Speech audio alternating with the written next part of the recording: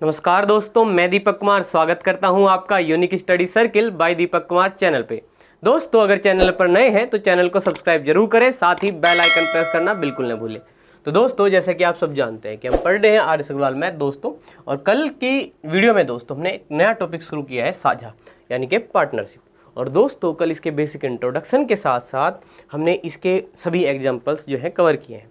और दोस्तों, इसी क्रम में आज हम जो है इसकी एक्सरसाइज शुरू कर रहे हैं, और आज की एक्सरसाइज का पहला सवाल है, जिससे कि आज की वीडियो हम शुरू करते हैं। तो चलिए दोस्तों, शुरू करते हैं आज की क्लास। देखिए दोस्तों, क्या कहा, राम, श्याम तथा कमल, दोस्तों तीन नाम दिए हैं, राम, श्याम और कमल, ने साझे में एक व्यापार प्रारंभ किया।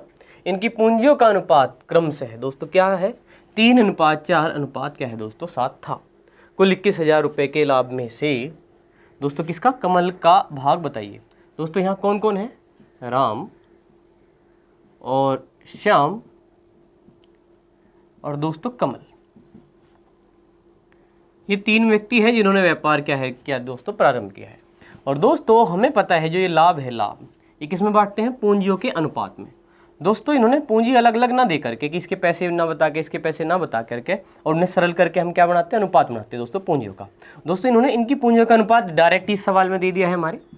दोस्तों कल की क्लास देखिए तो ये बात आपको अच्छे से स्पष्ट हो गई होगी। तो यहाँ पे हमें दोस्तों मेहनत नहीं करनी, पूंजी नहीं दी, डायरेक्ट अनुपात ही दे दी। जब अनुपात ही दे दी है तो कुछ और करने की आवश्यकता है ही नहीं। दोस्तों अब अनुपात ये है और ये लाभ है। इसमें से कमल का हिस्सा हम कैसे बता सकते हैं, तो बड़ा सरल है, क्योंकि हमें यहाँ पे कुछ ज़्यादा एफर्ट नहीं करना पड़ रहा। दोस्तों कमल का अनुपात कितना हुआ, 7, और दोस्तों नीचे क्या आता है, अनुपातिक योग, 3 और 4 7, और 7 दोस्तों कितने 14 हुए, और यहाँ पे हम बटे में लिखे। और दोस्तों गुणा में क्या लिखते हैं हम, ये लाभ 21,000 जो है यहाँ पे। तो दोस्तों बताइए, 7 से 2 बच जाएगा। अब 2 से अगर 21,000 को भाग देंगे दोस्तों तो कितना, 2 एकम 2, 2 0 0, 2 5 10 और 2 0 बच जाएंगे, यानी कि 10,500 दोस्तों। यही आपका क्या हो गया, आंसर हो गया, जो कि कहाँ है दोस्तों, आपके बी ऑप्शन में है। उम्मीद है दोस्तों बड़ा आसान सवाल था, क्लियर है आपको। अगले सवाल पे चलेंगे। तो आइए दोस्तों इस सवाल को देखते हैं।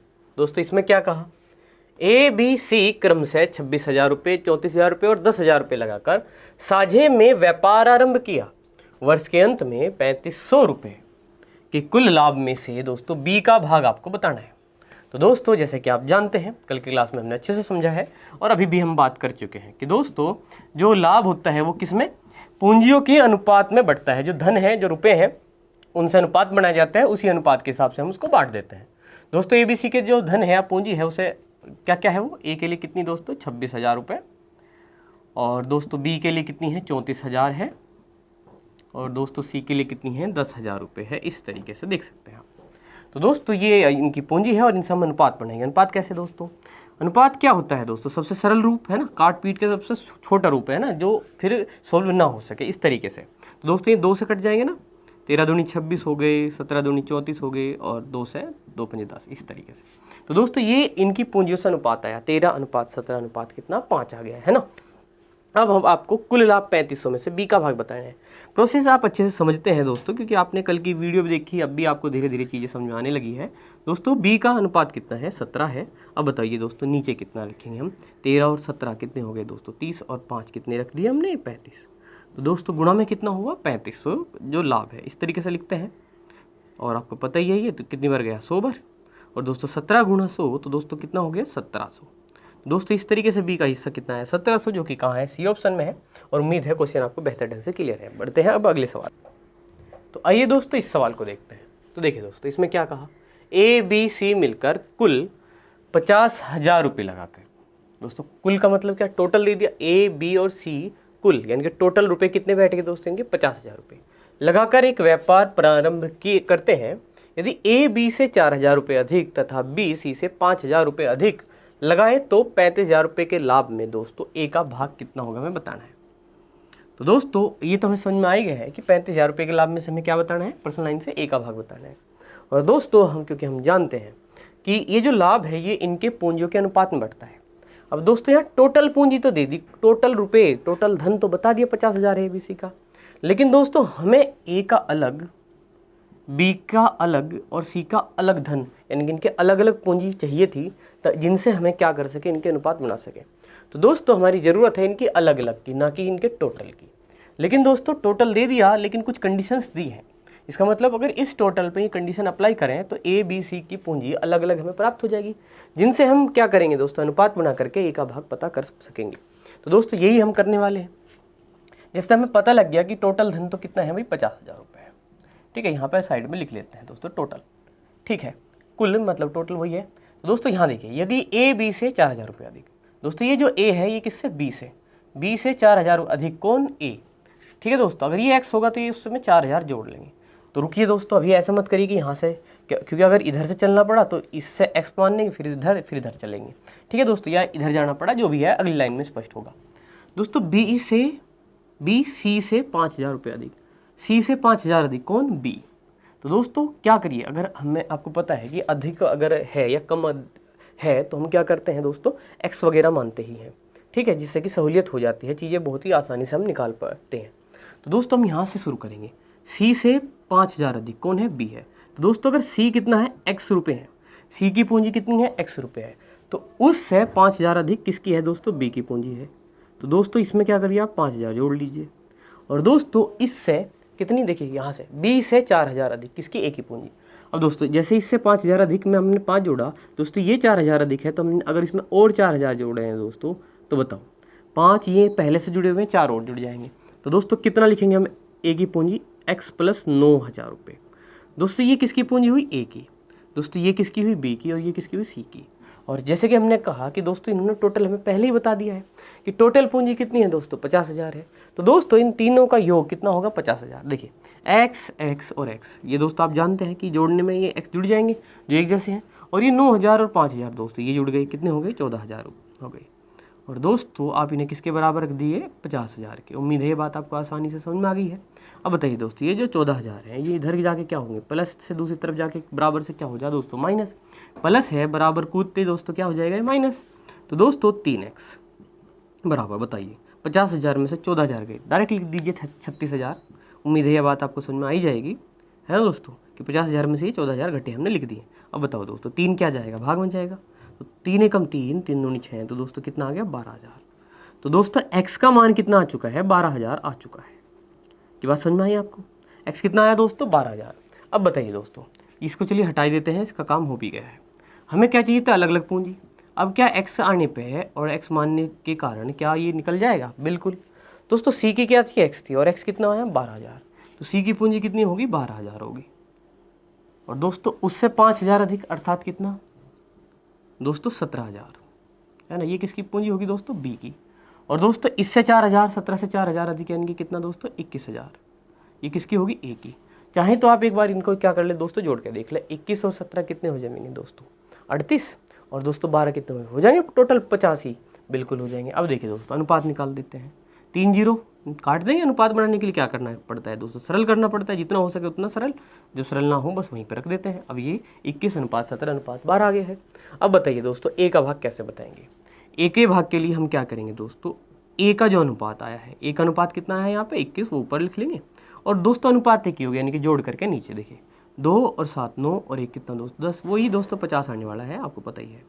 ठीक है दोस्तों, और गुणा कितना यहाँ पे 35,000 दोस्तों, यहाँ पे ये लिख लीजिए गुणा में। अब बताइए दोस्तों, जीरो कैंसिल कर लिया गया आप, और 5 सते कितनी दोस्तों 35, और 2 जीरो यहाँ पे बची हुई है दोस्तों, 2 जीरो तो वो बची।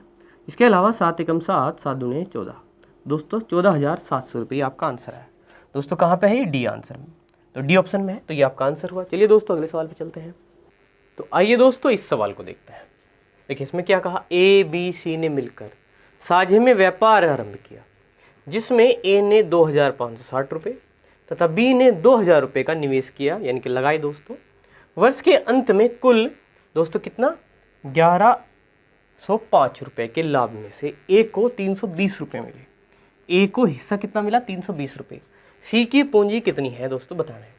तो दोस्तों अब तक के सवाल के आधार पर अगर हम देखें तो इस बार हमें हमेशा किसी न किसी का हिस्सा निकालना पड़ता था, ए बी या सी का, है ना, लाभ में से, कुल लाभ में से हिस्सा निकालना पड़ता था। जबकि दोस्तों इसमें लाभ भी दिया और ए की पूंजी, ए का हिस्सा इन्होंने अलग से बताया।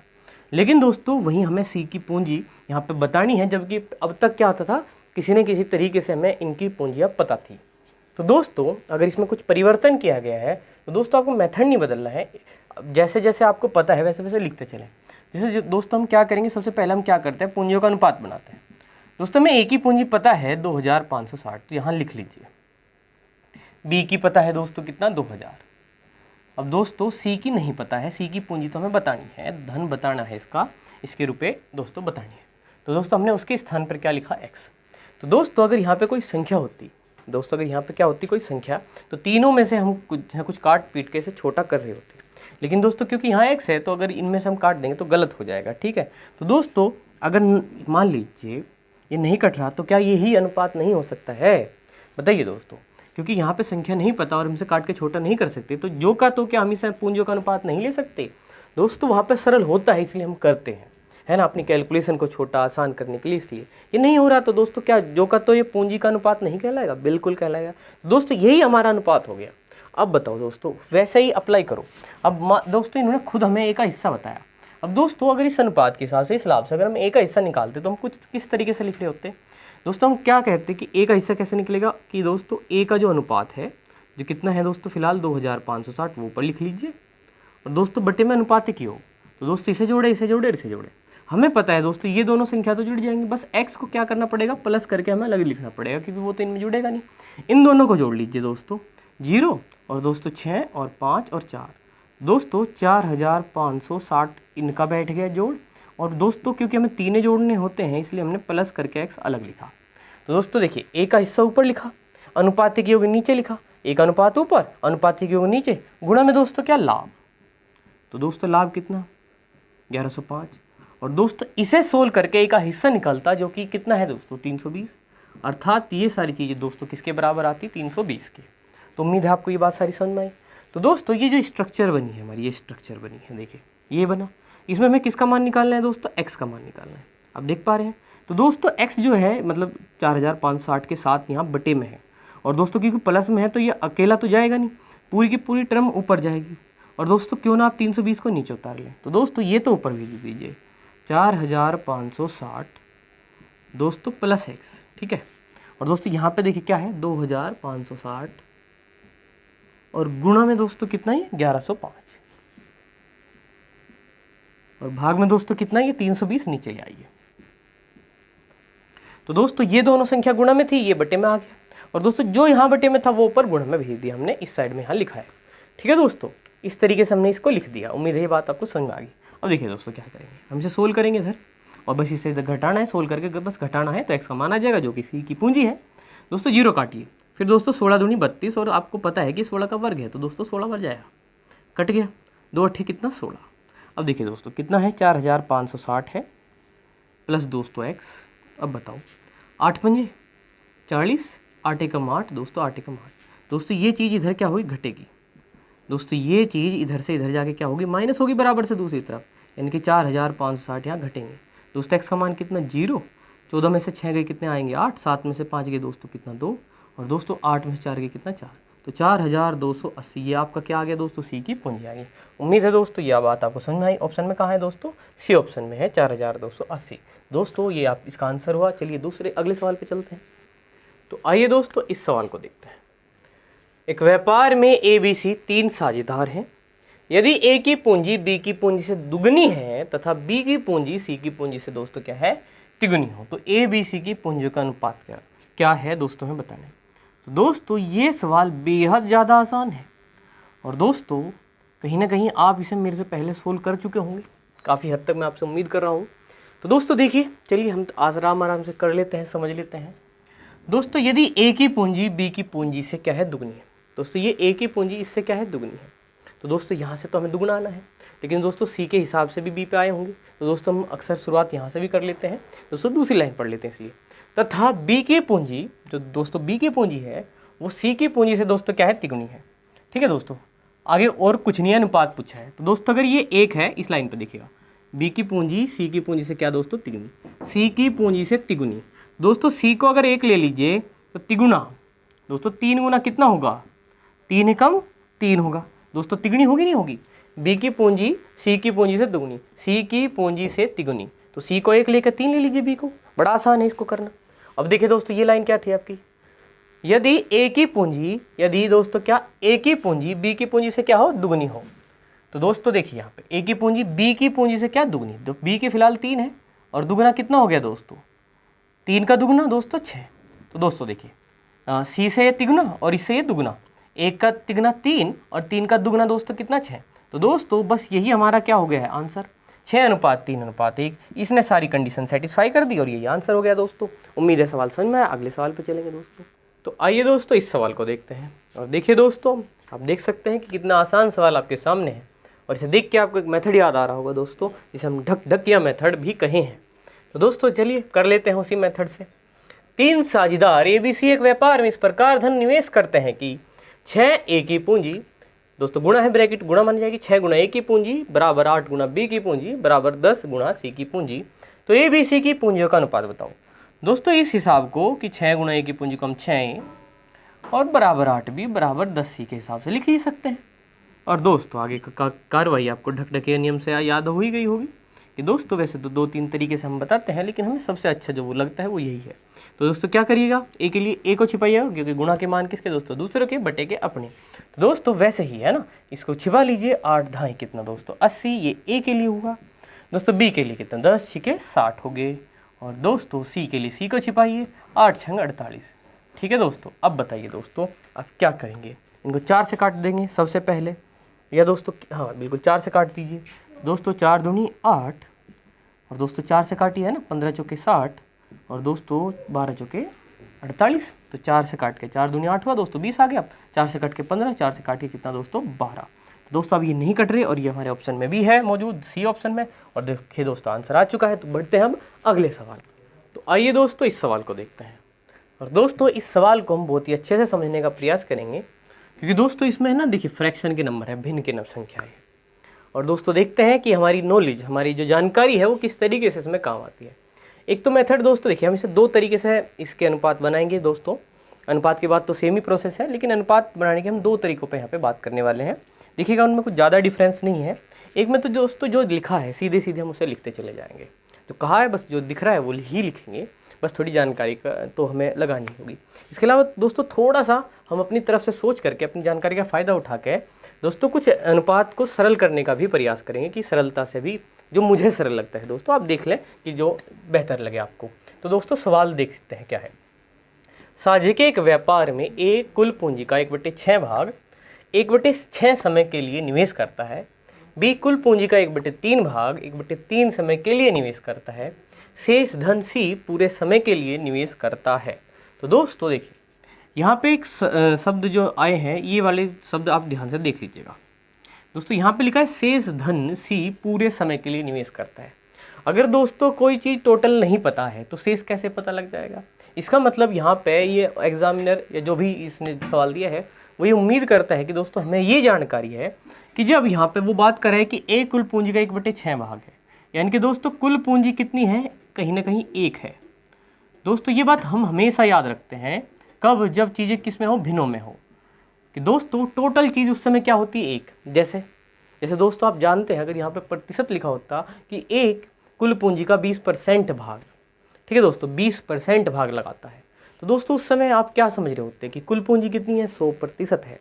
तो दोस्तों जैसे कि प्रतिशत में हम कुल टोटल यानी कि पूरा मान हम 100 मानते हैं दोस्तों, वहीं पे अगर चीज़ें भिन्न में लिखें कि 1/6 भाग 2/3 भाग 1/4 भाग ऐसी कोई भी संख्या 13/12 भाग ऐसा कोई भी दोस्तों है ना, तो दोस्तों कहीं ना कहीं हम क्या मान रहे होते हैं कि कुल पूंजी क्या है दोस्तों 1 है। इस तरीके से हम मान के चल रहे होते हैं।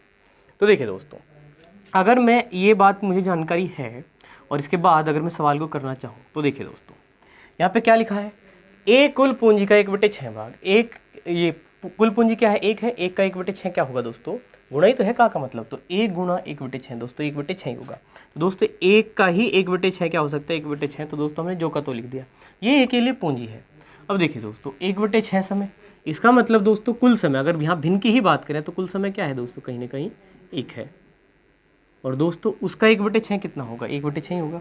तो दोस्तों एक ही पूंजी 1/6 है, उसका समय भी कितना 1/6 है, तो यहाँ पे आप 1/6 लिख दीजिए। अब आइए दोस्तों B पे, B कुल पूंजी का दोस्तों कितना 1/3, 1/3 भाग 1/3 समय के लिए निवेश करता है। तो दोस्तों यहाँ पे हमने ये भी लिख दिया। अब जो ये लाइन है दोस्तों शेष धन, जिसके लिए हमने ये एक समझा भी है दोस्तों, शेष धन कैसे निकले, तो दोस्तों देखिए A की पूंजी कितनी होगी 1/6, B की पूंजी कितनी होगी दोस्तों 1/3, जो पैसा इनसे बचेगा वो C लगाएगा। तो दोस्तों पहले इनके को जोड़ लीजिए और B के को, दोस्तों एलसीएम कितना आया, 6 आया। 6 एकम 6 और 1 की गुणा यहाँ करेंगे दोस्तों, आपको अच्छे से समझ में आ रहा होगा, 1 आएगा। और दोस्तों 3 से भाग देंगे एलसीएम को तो 2 आ रहा है, और 2 के ऊपर गुणा कर दी तो दोस्तों 2 आ गया। दोस्तों देखिए 3/6 है और 3 एकम 3, 3 दूनी 6। इसका मतलब दोस्तों 1/6 1/3 को जोड़ करके कितना, 1/2। अब दोस्तों कुल पूंजी कितनी थी, 1 थी, जिसमें से ए और बी की मिलकर कितनी हुई, 1/2। तो सी के लिए क्या बची दोस्तों, एलसीएम लेके इसे घटा दो दोस्तों, कितना 2 एकम 2, और यहाँ तो तिरछी ही गुणा कर लीजिए, 2 एकम 2 -1। तो दोस्तों कितनी बची सी की पूंजी, 1/2। तो दोस्तों जो शेष पूंजी की बात हो रही थी, शेष पूंजी की जो यहाँ बात हो रही थी दोस्तों, वो कितनी निकल के आई, 1/2 निकल के आई। इसी के लिए मेहनत भी करनी पड़ी इस सवाल में। इस पूरे को देखिए, यहाँ पे तो हम लिखते ही चले गए, शेष धन सी कैसे पता लगा, ए का जोड़ा बी का जोड़ा, 1/6 1/3, जो कितना हुआ दोस्तों 1/2 हुआ, और पूरे 1 में से उसे घटा दिया तो ये बचा किसका दोस्तों, सी का। तो शेष धन सी ने पूरे समय के लिए, पूरा समय यानी कुल समय दोस्तों कितना है, वह है कितना, 1। तो दोस्तों गुणा कितना, 1। अब बताइए दोस्तों ये बात समझ में आई क्या, कि ए की पूंजी 1/6 है, उसका समय कितना, 1/6। बी की पूंजी 1/3 तो देख सकते हैं आप, और सी की का समय, बी का समय कितना, 1/3, और शेष पूंजी यहाँ पे हमने सोल्व करके दिखाया किस तरीके से वो 1/2 आया, और वो पूरे समय के लिए अर्थात दोस्तों 1 यहाँ पे लिख दिया हमने इस तरीके से। तो दोस्तों एक तो तरीका ये हुआ, देखिए कि 1 × 1 6 × 36, और दोस्तों 1 और 3 × 9, और दोस्तों कितना, 1/2। तो दोस्तों क्या कर सकते हैं, 36 गुणा 1/36 अनुपात 1/9 अनुपात 1/2 को अगर हम सरल करें तो इनका एलसीएम लेंगे दोस्तों, जो कि कितना आएगा, यहाँ 36 ही आ जाएगा दोस्तों। एलसीएम कितना आएगा, 36 आ जाएगा। तो दोस्तों देखिए 36 से कम 36, ऊपर गुणा होगी तो 1 हो जाएगा दोस्तों। इस तरीके की कैलकुलेशन हमने कई बार की है, तो उम्मीद है आपको हर प्रकार की कैलकुलेशन आती है। तो एलसीएम से गुणा कर देते हैं ये दोस्तों इस तरीके से। चलिए मैं गुणा ही दिखा देता हूँ दोस्तों, 36 × 36 और गुणा दोस्तों कितना, 36। अब बताइए 36 गया तो दोस्तों 1, 9 चौक 36, और दोस्तों 18 दूनी 36। तो दोस्तों एक तो तरीका ये हुआ, यहाँ पे हमने अनुपात बता दिया, ये अनुपात बन गया। तो दोस्तों किस तरीके से, ये तो सीधे सीधे लिख दिए। मैंने कहा ना दोस्तों शुरुआत में कि 2 तरीके हम सीखने वाले हैं। एक में तो हम सीधे सीधे, जैसे इन्होंने कहा एक की पूंजी 1/6 उसका समय 1/6, हमने सीधे सीधे लिख दिया, कोई परिवर्तन अपनी तरफ से नहीं किया दोस्तों। बी की पूंजी 1/3 और सी की का समय बी का समय भी 1/3 है। शेष पूंजी कहा था, इसलिए ए और बी की जोड़ के दोस्तों 1 में से घटा करके शेष पूंजी 1/2 पता की, पूरे समय के लिए 1 लिख दिया, और कैलकुलेशन जैसे हमें आती है वैसे दोस्तों सोल्व करके यहाँ पे अनुपात प्राप्त कर लिया। इसके बाद की कार्रवाई आप जानते हैं दोस्तों कैसे होती है। चलिए मैं इसको एक बार हटा देता हूँ और एक बार इससे पूरा आंसर निकाल लेता हूँ, तब जाके दूसरे मेथड की मैं अनुपात निकालने में बात करूँगा। तो दोस्तों बी का भाग कैसे, बी के लिए अनुपात कितना है दोस्तों, 4 है, ऊपर लिख लेंगे, और दोस्तों बटे में अनुपात की होगा, 18 और 4 22, और 1 कितना दोस्तों 23, और दोस्तों गुणा में क्या लिखते हैं, लाभ, जो कि कितना है यहाँ पे 23,000 है। तो दोस्तों ये कितना हुआ, 23,000। तो दोस्तों यहाँ कितना आ गया, 1000 आ गया, और दोस्तों यहाँ कितना, 4000। तो दोस्तों इस तरीके से ये आंसर आया 4000। तो दोस्तों आंसर तो आ चुका है, लेकिन दोस्तों देखिए जो मुझे इसमें और बेहतर लगता है कि वो भी सीख लेते हैं, एक बार इसको साफ कर लेते हैं। तो देखिए दोस्तों अब हम कुछ अलग तरीके से सोचते हैं दोस्तों। जैसे सवाल तो हमने पढ़ ही लिया है, अब दूसरा ही तो तरीका है हमारा दोस्तों। हमें पता है कि हमें तो किसी तरीके से यहाँ पे पूंजी गुणा समय करके अनुपात निकालना है। अब देखिए दोस्तों, ए की पूंजी 1/6 कहा, बी का उसका समय भी 1/6 कहा, बी की पूंजी 1/3 कहा, समय भी वही कहा, और शेष के बारे में बात की, सी की। अब देखिए दोस्तों, हमें पहले नियम में जो अभी हमने देखा उसमें हमें ये पता था कि यहाँ 1/6 है, इसका मतलब कुल पूंजी कितनी है दोस्तों, 1 है। तो 1 मान के हमें यहाँ से चलना था दोस्तों, हमें 1 मानना था, क्योंकि यहाँ पे क्या थी, भिन्न के नंबर थे। जैसे वहाँ पे परसेंटेज में हमने कहा कि 100 मानना होता है, तो भिन्न में कुल पूंजी 1 मानते हैं। तो दोस्तों देखिए 1 का ही तो 1/6 रहता, 1 का ही तो 1/6 रहता, या 1 का ही 1/3 रहता। लेकिन दोस्तों अगर कुल पूंजी हम अपने हिसाब से लिए, क्योंकि हमें पता है कि दोस्तों यहाँ x मानने या y मानने, अनुपात निकालते हुए ऐसी किसी भी संख्या का कोई महत्व नहीं बचता दोस्तों। सरल करते हुए जितनी चीज़ें फालतू होती हैं वो कट जाती हैं दोस्तों। हम सोल्व करते हैं ना, जो भी संख्या होती है वो कटी जाती है। मान लो x है सब जगह, तो वो भी कटेगा, उसका भी इफेक्ट खत्म होगा। तो दोस्तों क्या कुल पूंजी को कुछ इस तरीके से नहीं मान सकता, क्योंकि कहीं ना कहीं चाहिए तो अनुपात ही। तो क्या दोस्तों कुल पूंजी कुछ ऐसा नहीं मान सकते जिससे कि ये बटे में संख्या ही ना बचे, इनके मान कुछ बदल जाए, सिंपल हो जाए। तो दोस्तों देखिए यहाँ पूंजी 1/6 है, यहाँ 1/3 है दोस्तों। जो 6 से भी कटे, 3 से भी कटे, ऐसी संख्या कोई भी मान लो। जैसे मान लो आप क्या मान सकते हैं, 6 मान सकते हैं, 12 मान सकते हैं, 18 मान सकते हैं, कोई भी। सबसे सरल है कि दोस्तों सबसे छोटी से छोटी मान ली जाए, जिसे हम एलसीएम बोलते हैं। तो दोस्तों हमने 6 मान लिया। बिल्कुल ऐसे ही दोस्तों मैं समय के बारे में बात कर लेता हूँ, क्योंकि सेम डाटा दोस्तों समय के लिए है। तो कुल समय भी आप 6 ही यूनिट मान लो, 6 दिन मान लो, 6 घंटे, जो भी आपने मान रखा हो। क्योंकि दोस्तों अगर हर जगह घंटे हैं तब भी फर्क नहीं पड़ेगा, हर जगह दिन है तब भी फर्क नहीं पड़ेगा। वो आपको हमने बताया कि बस यूनिट समान होनी चाहिए, चाहे दोस्तों कहीं में भी हो, वो कट जाता है अनुपात में। अब देखिए दोस्तों, अब बताइए ए की पूंजी, ए कुल पूंजी का 1/6 कहा, अगर पूंजी ही हमने 6 मान ली तो ए के लिए बताओ पूंजी कितनी होगी ए के लिए। दोस्तों 6 का 1/6 कितना होगा, 1 होगा। ये बात बड़ी सरलता से समझ सकते हैं। तो दोस्तों यहाँ कितना आ गया, 1 आ गया। अब दोस्तों कुल समय भी क्या मान लिया, ये 6, तो 6 का 1/6 समय में भी यही कार्रवाई, तो दोस्तों कितना आ गया, 1 आ गया। यहाँ पे लिख दिया। अब बताओ बी पे, बी कुल पूंजी का कितना, 1/3। हमने यहाँ क्या मान लिया था दोस्तों, 6 मान लिया था। तो 6 का 1/3 कितना हो गया दोस्तों, 3 दूनी 6, तो दोस्तों कितना आ गया, 2। समय के लिए भी वही 6 का 1/3 कितना दोस्तों, वही 2 आ जाएगा। तो दोस्तों बी की पूंजी 2 और उसका समय भी कितना आ जाएगा, 2। अब बताओ दोस्तों सी के लिए, सी के लिए क्या कहा था, शेष धन। अब बताओ दोस्तों, एक तो किसका, ए का, बी का कितना 2, तो टोटल कितना हो गया 3, और पूंजी कितनी मान रखी हमने यहाँ पे 6। तो दोस्तों 6 में से 3 घट गए, तो सी के लिए कितनी बच गई शेष पूंजी, 3। तो यहाँ पे देखिए 3 लिख दिया। अब बताओ दोस्तों क्या कहा, पूरे समय के लिए, पूरा समय कितना है दोस्तों, 6। तो दोस्तों बस ये थोड़ी सी जानकारी थी, अपने हिसाब से हमने 6 मानना, कहाँ से, इन्हें देखते हुए दोस्तों, है ना, जो इनसे कट जाए पूरी तरीके से। मैंने कहा 6 मान लीजिए, 12 मान लीजिए, 18, एलसीएम मानना ज़्यादा बेहतर रहा। और दोस्तों कितनी सरल से देखिए, 1 गुणा 1, 2 गुणा 2 4, और दोस्तों 36 18। और दोस्तों अगर इस तरीके से करेंगे तो दोस्तों शायद मुझे लगता है कि पहले से ज़्यादा सहज है। अब देखिए दोस्तों, कैलकुलेशन तो आपको आती पता ही है, लेकिन फिर भी मैं दिखा देता हूँ इस मेथड में भी कि बी का अनुपात दोस्तों कितना, 4 बटे में कितना दोस्तों 23, गुणा में कितना दोस्तों 23,000, और दोस्तों यहाँ पे कितना गया 1000, और दोस्तों 4000। ये अभी अभी हमने किया है, तो उम्मीद है ये आपको कोई दिक्कत नहीं करेगा। तो दोस्तों आंसर कितना है, बी ए है। चलिए बढ़ते हैं हम अगले सवाल पे। तो आइए दोस्तों इस सवाल को देखते हैं। और दोस्तों ऐसा एक सवाल हमने कर लिया है, लेकिन थोड़ा सा इस सवाल में क्या है दोस्तों, परिवर्तन है, और उसके हिसाब से हम इसे थोड़ा और डिटेल में जाके करेंगे। देखिए दोस्तों, कहा ए बी सी मिलकर साझेमिक व्यापार आरंभ करते हैं। ए की पूंजी बी की पूंजी से तिगुनी है। दोस्तों ऐसा सवाल हो चुका है ना, आपको याद होगा, जैसे ए लिखा था, बी लिखा था और सी लिखा था।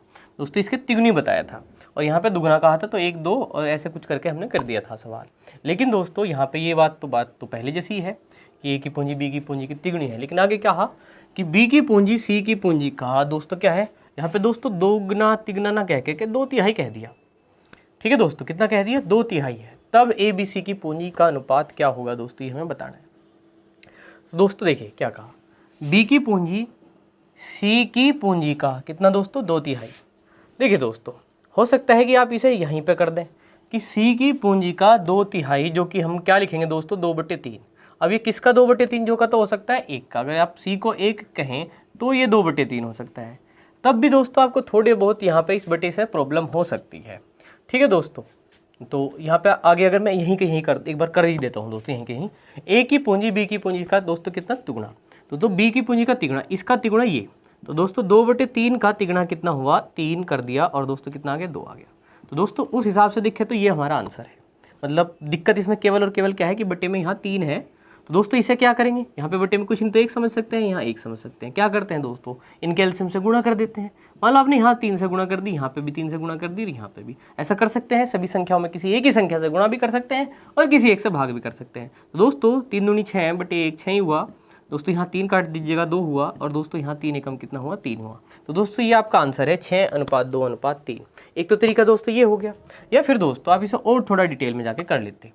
मान लो दिक्कत केवल और केवल इसमें हो सकती है कि बी की पूंजी का कितना दोस्तों, 2/3, सी की पूंजी का 2/3, सी का कितना दोस्तों, 2/3, 2/3 दोस्तों कौन, बी की पूंजी यानी कि बी।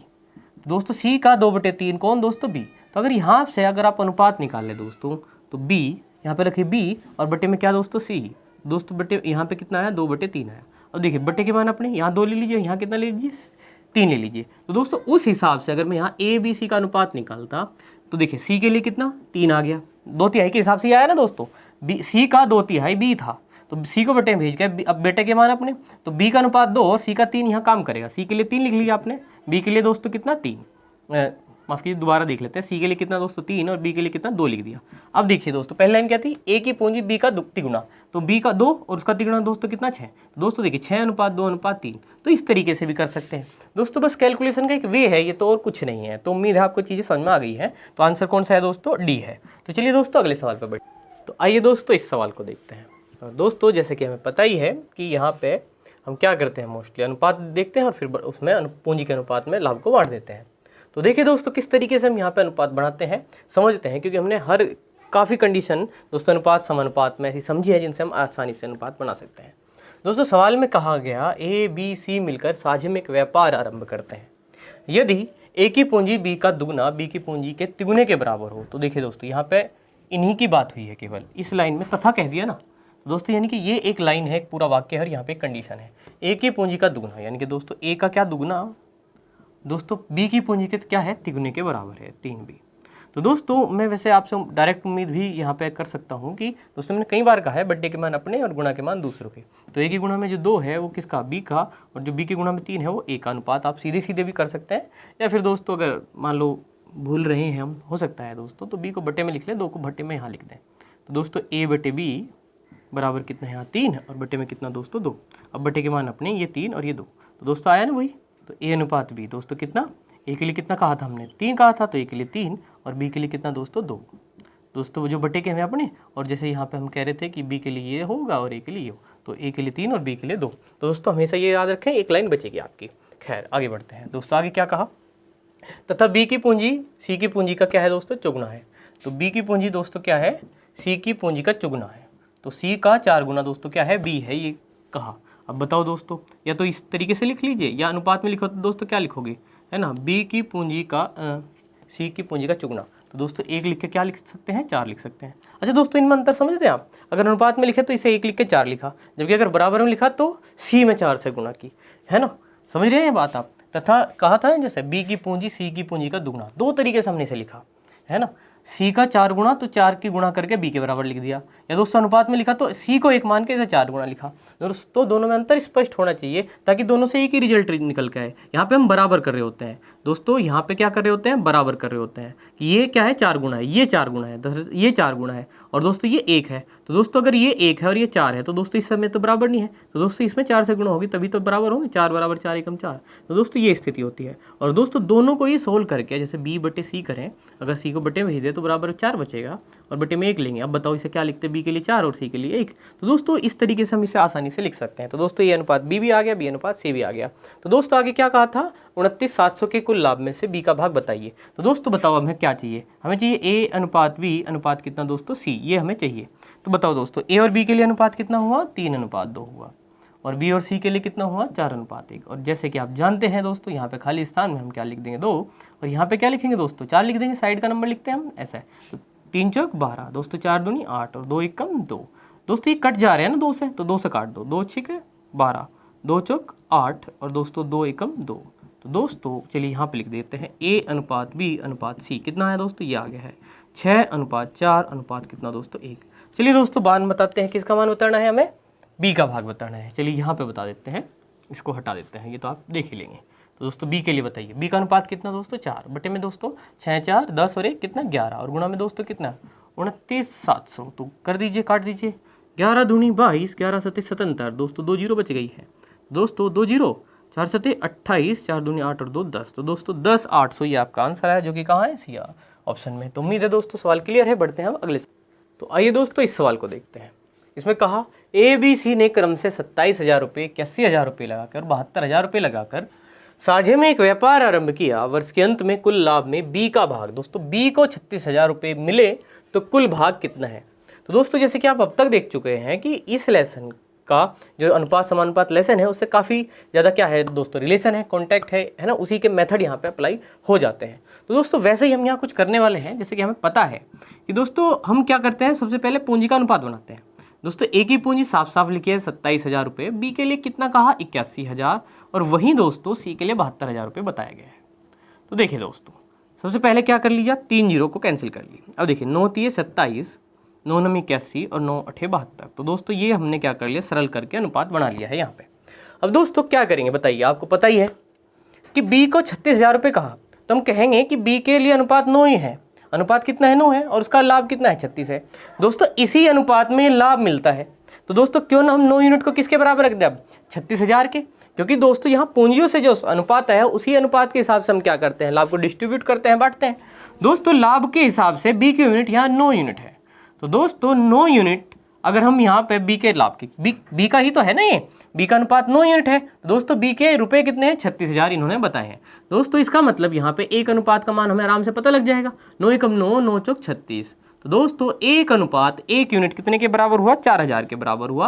उम्मीद है ये बात आपको समझ में आई है, क्योंकि हम ऐसा कई बार कर चुके हैं दोस्तों। अब बताओ दोस्तों टोटल बताना जैसे, तो दोस्तों 9 और 3 12 और 8 कितने 20, तो टोटल बैठ रहा है कुल दोस्तों कितनी यूनिट बैठ रही है? 20 यूनिट बैठ रही है। अगर एक 4000 है तो दोस्तों 20 यूनिट कितनी होगी बताओ, 20 का मान बताओ। तो 20 गुणा 4000 दोस्तों कर दो, बताइए कितना हुआ? 4 दूनी 8 और दोस्तों 1 यहाँ और 3 यहाँ, तो दोस्तों 4 जीरो। इस तरीके से कितना हुआ दोस्तों? 80,000, जो कि कहाँ है? सी ऑप्शन में। उम्मीद है दोस्तों आपको सवाल क्लियर है बेहतर ढंग से। अब बढ़ेंगे अगले सवाल पे। तो आइए दोस्तों इस सवाल को देखते हैं। और अगर आपको कल का लास्ट एग्जाम्पल का सवाल याद है दोस्तों, तो आपको ये सवाल देखते ही समझ में आ गई होंगी चीज़ें हम करने क्या वाले हैं। दोस्तों कहा 4 ग्वालों ने मिलकर एक चारागाह किराए पर ली। ए ने अपनी 18 गायें 4 महीने चराई। तो दोस्तों क्या समझा है हमने कि दोस्तों चलिए ए बी और क्या कौन है इसमें? 4 हैं, तो सी और डी भी होगा। तो इस तरीके से लिख लें आप, देखिए लिखते चले जाते हैं। ए ने अपनी 18 गायें, दोस्तों क्या लिखना है हमें? गायें गुना उनके कितने समय तक चराई दोस्तों, है ना, गायों की संख्या गुना उनका समय, ऐसा हमें लिखना है। ये हम कल से जानते हैं या फिर अभी भी समझ सकते हैं। दोस्तों 18 गायें कितने महीने तक? 4 महीने तक चराई, तो ऐसे गुणा में लिख लिया, और जो यहाँ से अनुपात बनेगा उसी के हिसाब से दोस्तों ये किराया देते हैं, आप जानते भी हैं। तो दोस्तों बी ने 25 गायें 2 महीने चराई। तो दोस्तों क्या लिखने वाले हैं आप? 25 गुणा 2 लिख दिए आप। सी पे चलते हैं। सी ने 28 गायें 5 महीने चराई। दोस्तों 28 गुणा क्या कर दिए? 5 कर दिए। और इस तरीके से दोस्तों डी पे आते हैं। 21 गायें 3 महीने चराई। तो दोस्तों 21 गुणा क्या कर दिए हम? 3 कर दिए। अब आइए दोस्तों देखते हैं दोस्तों, क्या हम काट सकते हैं सभी में से किसी संख्या से? 3 से नहीं कटते हैं दोस्तों, ऐसे रखते हैं। 18 चौक 72, यहाँ पे 72 लीजिए, 25 दूनी 50 ले लीजिए, 28 पंजे दोस्तों 140, है ना, और 21 टी कितने दोस्तों? 63। तो दोस्तों यही अनुपात है। देखिए अगर कटता है तो काट देते हैं, नहीं कटता तो दोस्तों यही जो सोल्व नहीं हो सकता बाद में, वही क्या है दोस्तों? हमारा अनुपात है। तो दोस्तों गाय की संख्या गुना उनका समय से हमने गुणा करके यहाँ पे जो अनुपात बनाया, यही इसी अनुपात में दोस्तों वो क्या देंगे? किराया देंगे। अब देखिए दोस्तों क्या कहा? ए का भाग अगर 360 रुपये, यानी कि ए ने 360 रुपये किराया दिया हो, तो कुल किराया बताओ। दोस्तों क्या तरीका रहेगा? ए के यूनिट अनुपात में कितने हैं? 72। तो दोस्तों हम कहेंगे कि 72 यूनिट कितने के बराबर हुए? 360 के। दोस्तों कितने के बराबर हुए? 360 रुपयों के। यानी कि इस सवाल में एक यूनिट कितने के बराबर होगा? 72 पंजे 360। दोस्तों एक कितने के बराबर हुआ? 360 के, मतलब 5 के दोस्तों, है ना। 72 पंजे 360 हो गया। उम्मीद है ये बात समझ में आई। अब बताओ दोस्तों हमें क्या बताना? टोटल बताना। तो 72 50 140 और 63 को जोड़ लो। तो दोस्तों जोड़ लेते हैं 72 50 140 और दोस्तों कितना? 63। तो बताइए दोस्तों 2 और 3 कितने? 5, 7 और 5 12, 12 और 4 कितने दोस्तों? 16 और 6 कितने? 22 हो गए। और दोस्तों 2 हासिल लेते, तो दोस्तों कितने बैठे हैं? 325 बैठे टोटल यूनिट। तो दोस्तों 325 यूनिट अब कितने के बराबर होंगे बताइए? तो दोस्तों क्या होने वाला है? 325 जो टोटल यूनिट है उसमें इस 5 की क्या होगी दोस्तों? गुणा होगी। तो दोस्तों बताओ 5 पंजे 25 और 2 हासिल है, 5 दूनी 10 और 2 12, 1 हासिल, 5 थे 15 और 1 कितना दोस्तों? 16। तो दोस्तों 1625 जो है वो टोटल किराया है, जो कि ऑप्शन कितना ऐसी है दोस्तों। ऐसी चीज़ हम बार बार करते रहते हैं। तो उम्मीद है सवाल क्लियर है। बढ़ेंगे अब अगले सवाल पे। तो आइए दोस्तों इस सवाल को देखते हैं। इसमें कहा ABC ने एक वीडियो कैसेट 350 रुपये पर किराए पर ली। 3 लोगों ने ली 350 रुपये पर। यदि वे क्रमशः 6 घंटे 10 घंटे और दोस्तों 12 घंटे प्रयोग करें तो दोस्तों C को कितना किराया देना होगा? तो दोस्तों हम कल क्या बात कर रहे थे और अभी भी बात कर लेते हैं कि दोस्तों देखिए ऐसा नहीं है कि तीन आदमी गए 350 रुपये तो 3 हिस्सों में ही किराया बटे। दोस्तों जो जितना ज़्यादा प्रयोग करे उसे ज़्यादा देना चाहिए किराया, जो कम प्रयोग करे उसे कम देना चाहिए। यही तो हमारे गणित की खासियत है दोस्तों कि ये बिल्कुल सटीक चीज़ें करता है, और यही इसकी वजह से ये खास भी बनता है। तो दोस्तों देखिए यहाँ पे ए ने कितने घंटे प्रयोग किया? 6 घंटे, और दोस्तों बी 10 और ये कितना दोस्तों? 12 घंटे। अब देखिए अब इसे सोल्व कर लेंगे यहाँ पे ना, घंटों के हिसाब से अनुपात बना लिया है और उसी अनुपात में आप किराया डिस्ट्रीब्यूट करेंगे, बांट देंगे। दोस्तों 2 से कटेगा 3 आया, 2 पंजे 10 हुआ और 2 छिके 12। और दोस्तों यहाँ पे सी को किराया कितना देना पड़ेगा, जबकि टोटल किराया 350 है। तो दोस्तों सी के लिए अनुपात कितना है? 6 है। और दोस्तों बटे में क्या आता है अनुपाती के? वो 6 5 11 और 3 कितने दोस्तों? 14 हो गए, है ना। और टोटल कितना है दोस्तों? 350, जो कि हमने कहाँ लिखा? गुणा में। अब बताओ दोस्तों 7 दूनी 14 और 7 पंजे 35 और दोस्तों 2 तिये 6 और 3 पंजे 15।